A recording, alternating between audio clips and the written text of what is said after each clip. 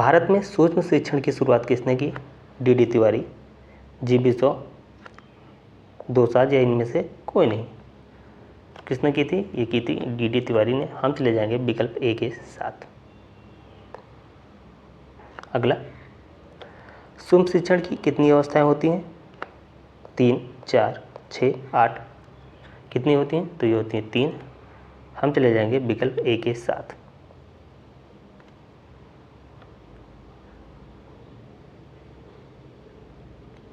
अगला,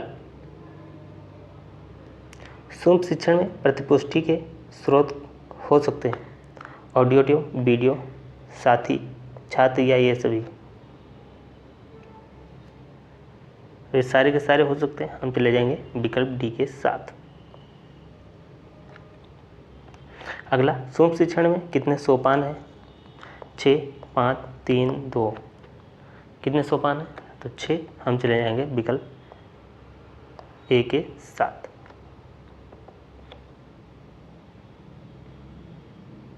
अगला, एलन तथा रैन ने कितने शिक्षण कौशल बताए हैं? 14, 15, 16। इनमें से कोई नहीं। कौन सा सही हो जाएगा? ये हो जाएगा विकल्प ए 14, 14 बताए हैं। अगला, पाठ प्रस्तावना कौशल का आधार बिंदु है पाठ्यक्रम, परिवार, पूर्व ज्ञान, पाठ। तो क्या है? तो ये पूर्व ज्ञान। हम चले जाएंगे विकल्प सी के साथ।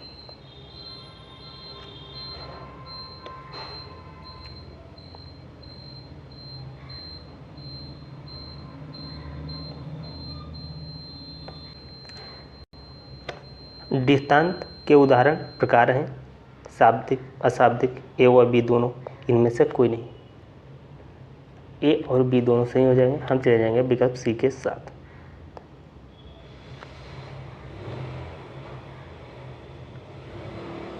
अगला, पुनर्बलन अनुक्रिया का परिणाम है जिससे भविष्य में उस अनुक्रिया के होने की संभावना बढ़ जाती है। किसका कथन है? हिल का, पॉसी का, हिल्स का या इनमें से कोई नहीं। तो ये है W.F. हिल। हम चले जाएंगे विकल्प ए के साथ। अगला, श्यामपट्ट कौशल के प्रमुख घटक हैं लेख की स्पष्टता, कार्य में स्वच्छता, कार्य की उपयुक्तता या ये सभी। तो सारे के सारे जरूरी हैं। हम चले जाएंगे विकल्प डी के साथ।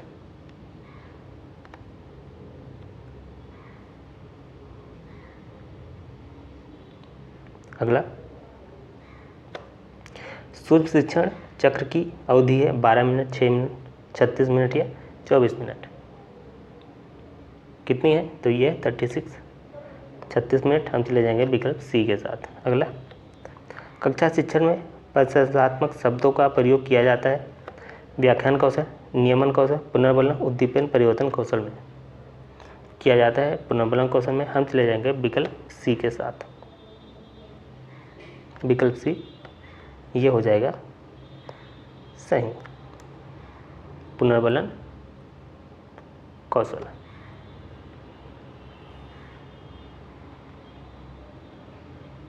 अगला, छात्र के पूर्व ज्ञान की जानकारी लेने हेतु प्रयुक्त शिक्षण कौशल, प्रस्तावना कौशल, पुनर्बलन कौशल, श्यामपट्ट लेखन कौशल, उद्देश्य कथन कौशल। कौन सा सही हो जाएगा? ये हो जाएगा प्रस्तावना कौशल। हम चले जाएंगे विकल्प ए के साथ। अगला,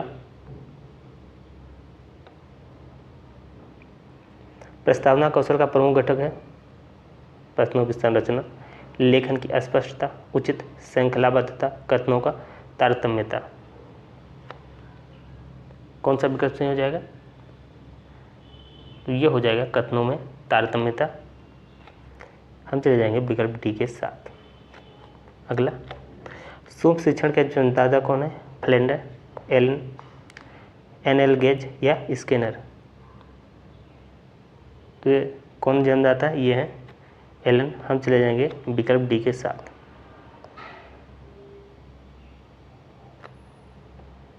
अगला,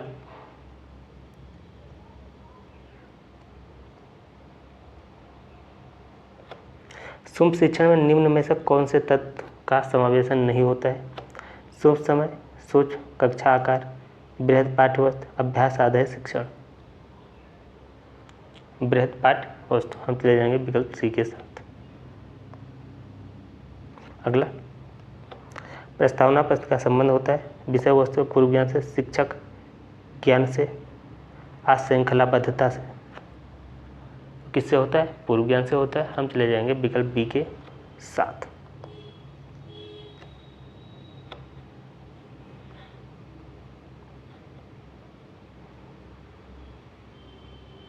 अगला, प्रस्तावना कौशल का प्रयोग किया जाता है छात्रों की प्रशंसा करने के लिए, विषय वस्तु स्पष्ट करने के लिए, छात्रों को अस्थायी ज्ञान देने के लिए, छात्रों का पूर्व ज्ञान जानने के लिए।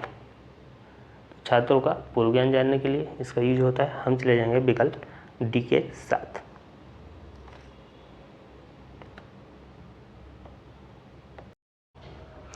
आप लोग कमेंट करके बताइएगा ये क्लास आप लोगों को कैसी लगी। इसे लाइक करें, शेयर करें और चैनल को सब्सक्राइब करके बेल आइकन दबा दें। पीडीएफ के लिए आप लोग टेलीग्राम ग्रुप ज्वाइन कर लें, जिसका लिंक आपको कमेंट बॉक्स में मिल जाएगा। तो इस क्लास में इतना ही। जय हिंद, जय भारत।